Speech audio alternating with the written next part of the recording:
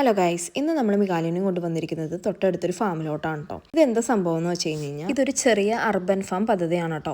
ഇവിടുത്തെ ഗവൺമെന്റ് കുട്ടികൾക്ക് വേണ്ടി നേച്ചറായിട്ട് ഇന്ററാക്ട് ചെയ്യാനും മറ്റു ജീവികളെ കുറിച്ചും കൃഷിയെ കുറിച്ചൊക്കെ അറിയിക്കാൻ വേണ്ടിയിട്ടുള്ള ഒരു സംഭവമാണ്. കൂടുതലും ഇവിടെ ഫാമിലീസ് ആണ് കേട്ടോ വരാം. അതേപോലെ തന്നെ കുഞ്ഞു കുട്ടികളെയും കൊണ്ട് സമയം സ്പെൻഡ് ചെയ്യാൻ വേണ്ടിയിട്ടാണ് പാരന്റ്സ് ഇവിടെ അധികം വരുന്നത്.